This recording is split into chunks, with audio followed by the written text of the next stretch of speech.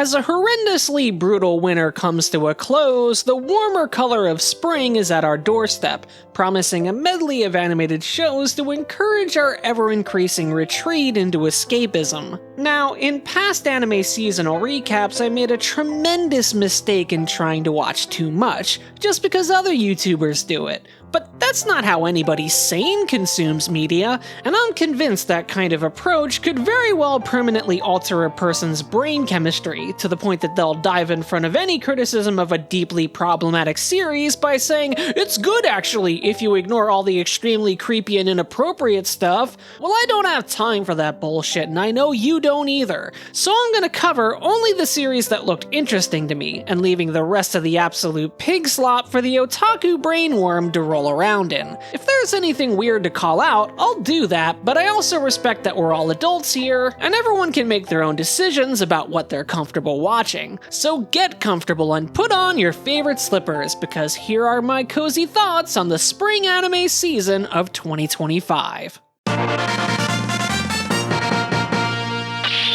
Can an anime about a book from 1908 win the heart of this forlorn gamer with nary a computer or fidget spinner in sight? 15-year-old me never got into historical fiction. I kinda just beelined for the choose-your-own-adventure books whenever a scholastic book fair was in town. But 40-year-old me, absolutely. It helps that Anne Shirley has a cheeriness and passion for life that is downright infectious, someone who practically lives rent-free inside her own imagination, and wants the world to be as curious and playful as she is. How that character is adapted can be treacherous though, as acting choices could push Anne past wonderfully endearing and into obnoxiously precocious. But this anime adaptation handles it perfectly, allowing her to be overwhelming at times but from a place of genuine innocence. This is the Answer Studios' second TV production in the last 13 years, and they pretty much knock it out of the park. It's not that there aren't a couple of awkward drawings likely to be smoothed over for a Blu-ray release, but for the most part they do a great job with the character acting, cinematography, and compositing, not to mention beautiful backgrounds with impossibly vibrant colors.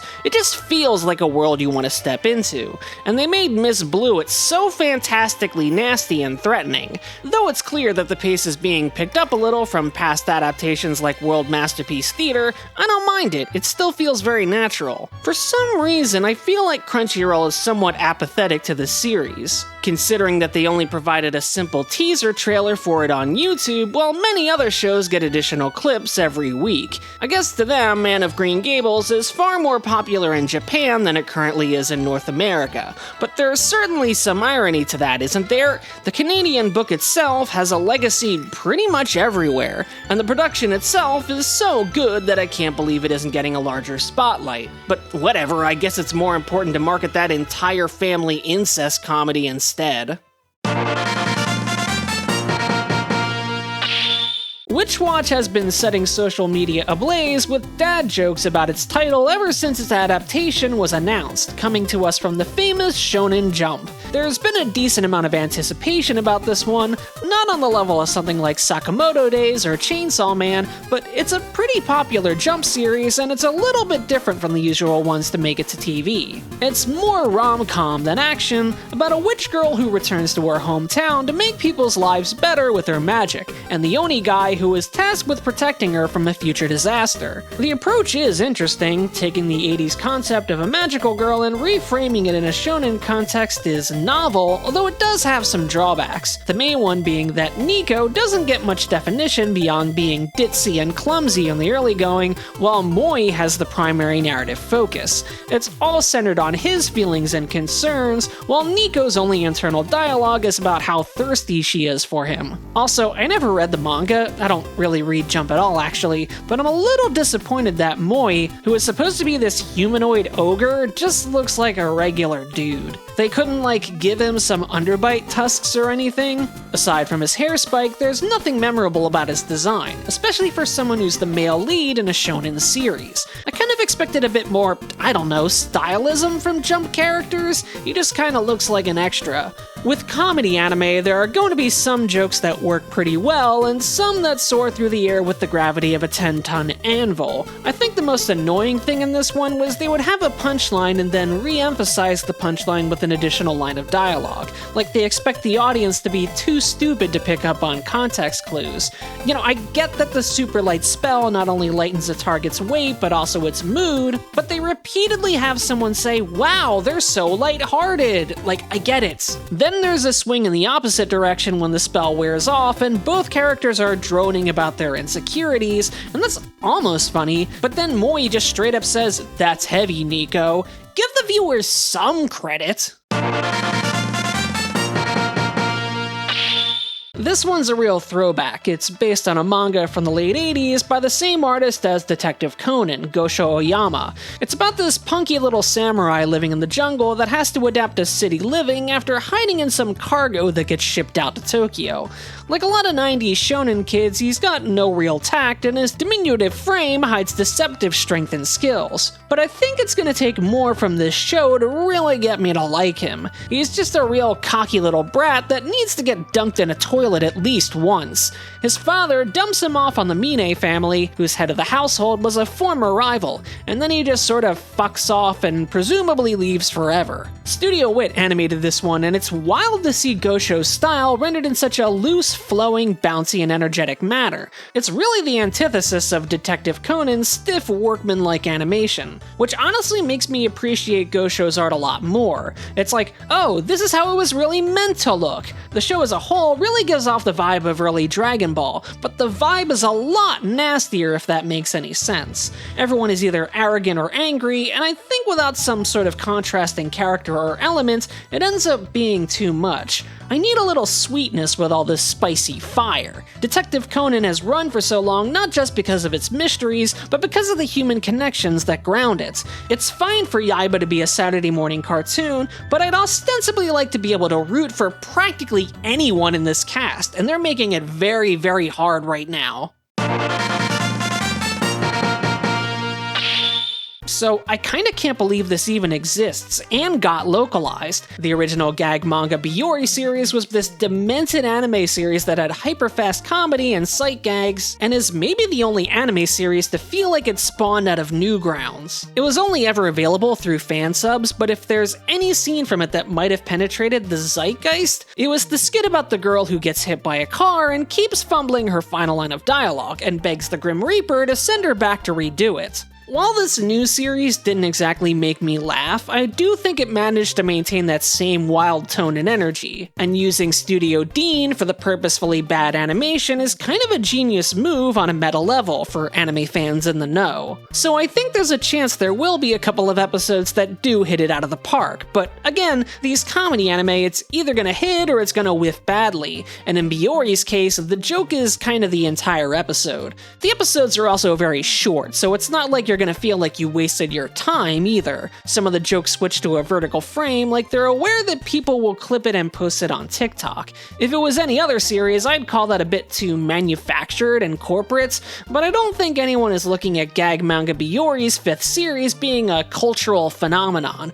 I'm mostly just in awe that it got a localization at all, and on Amazon Prime Video of all places. Who at Amazon made the call here? Was it just super cheap to grab? I'm glad it happened, but this streaming landscape confuses me tremendously.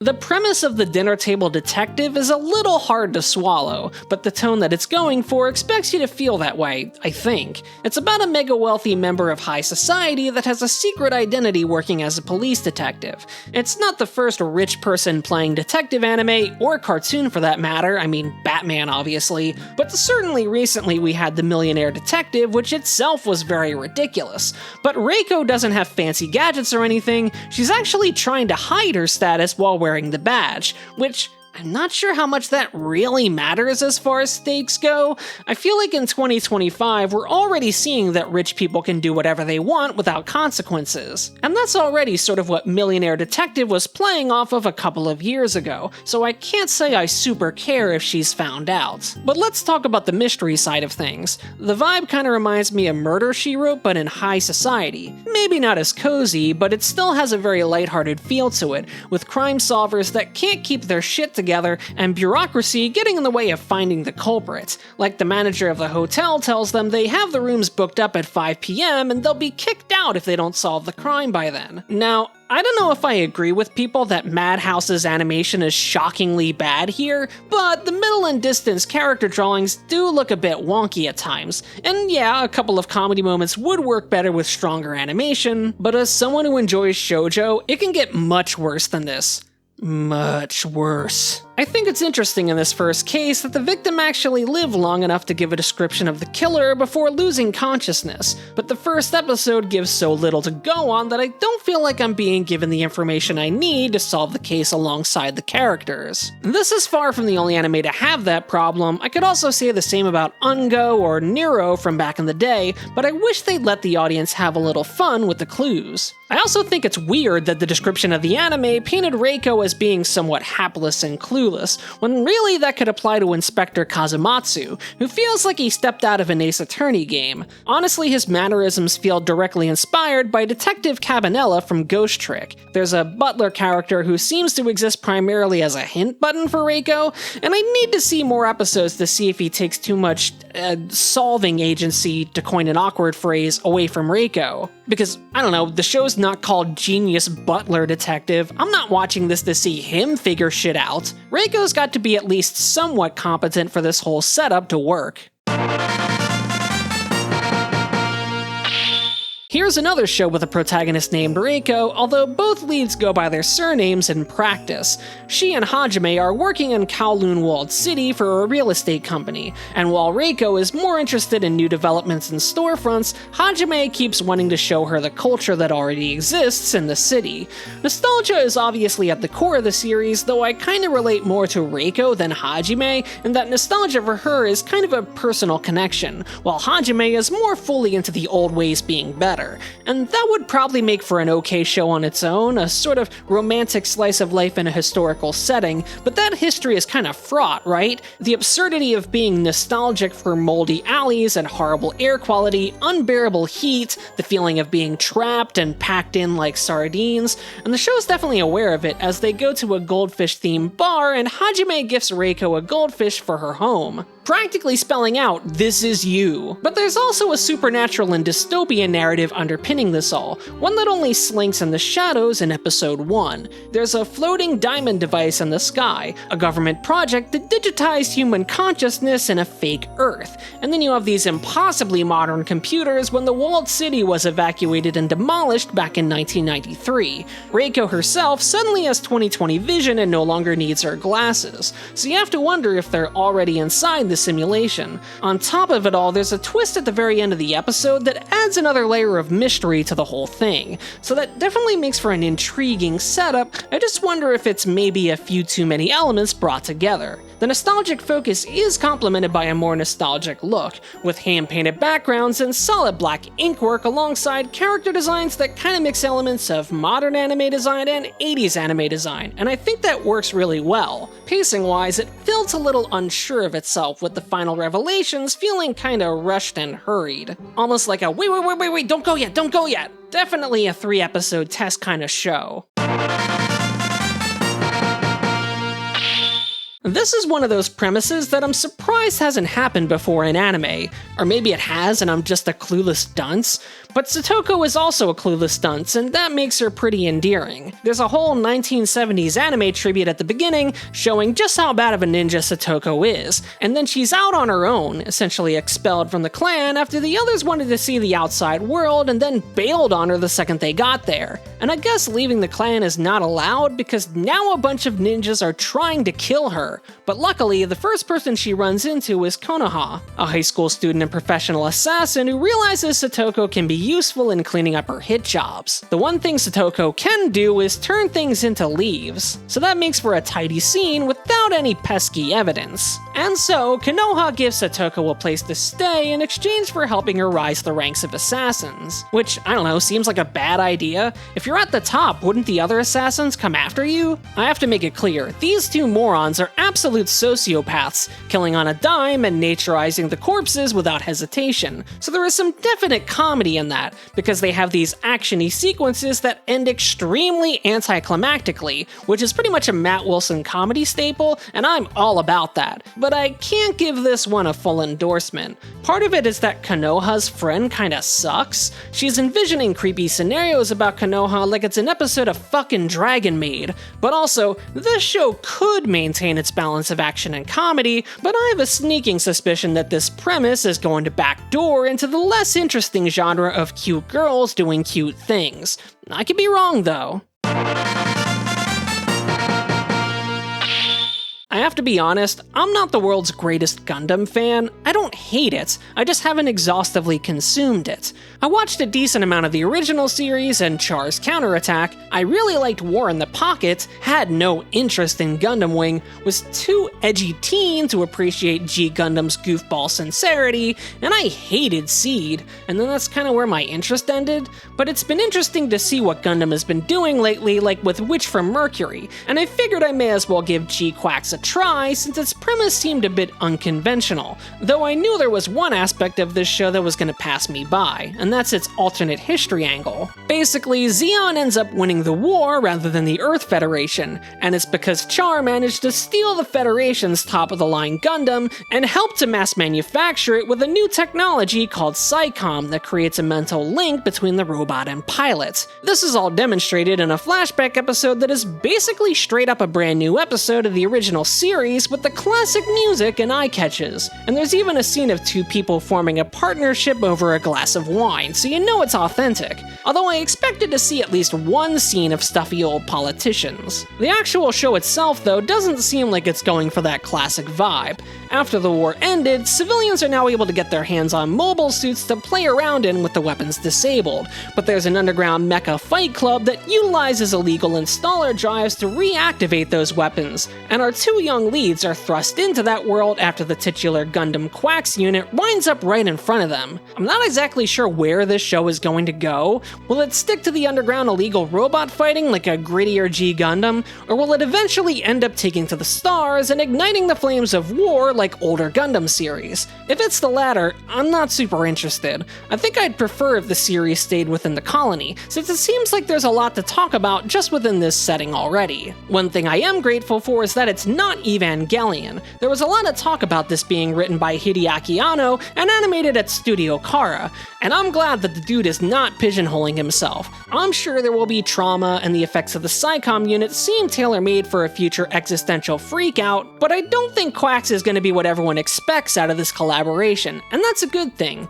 Kazuya Tsurumaki is directing it, and I think you can definitely see hints of Fully Cooley in this work. The protagonist Machu definitely gives off similar vibes of that somewhat angsty, coming of age, wanting to break out of the routine, experiencing true freedom kind of character. But I'm gonna be a bit of a snob here and say that I can't stand the 3D models. I know why they exist and how they help animation production, but they still stick out like a sore thumb to me. And worse is that it indulges this awful, dizzying cinematography that, along with the inability to reduce significant detail at distance, is hard to interpret. I would honestly be willing to sacrifice spectacle for readability, but I'm not a hardcore mecha fan, so I imagine I'm in the minority here. So there's definitely shows that are bigger than these, but I'm really only in the mood to watch what I want to watch, and not just what everyone else is talking about. There's the usual isekai and isekai adjacent slop that I just don't care about. as evil lord of the intergalactic empire looked like people doing Code Geass, not knowing that Code Geass exists already. Catch Me at the Ballpark is at least kind of novel for covering work at a baseball stadium,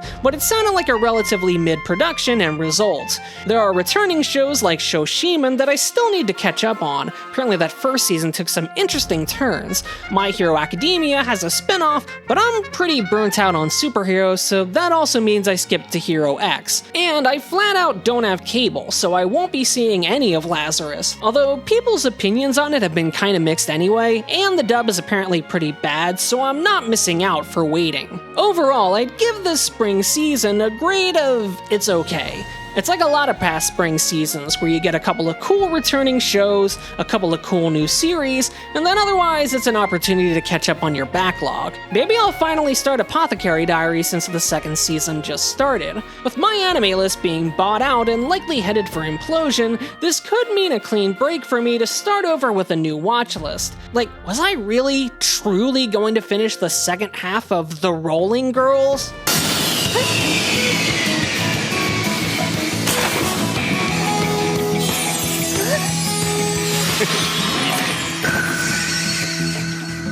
Probably not. If there are any series you're watching this season, let me know how you feel about them in the comments. And as always, you can support me on Patreon by going to patreon.com/MattJWilson. And doing that will get you in the credits as well as seeing special bonus videos. Special thanks to my indie darlings, Rob Ska, Tyler McBride, Nick Shalark, Tony Domenico, and Game Trekker. All of you keep this wheel spinning regardless of how well the videos do, and that allows me the creative freedom to choose my own subjects rather than chasing the same trends as other YouTubers. But if you can't afford to support me, that's perfectly fine. Just hit the subscribe button and the bell to get notified whenever I have a new video. And you don't have to, but if you could hit the like button as well, that signals to the Byzantine YouTube algorithm that these videos are worth elevating. Thanks for watching, and until next time, you'll find me in another castle.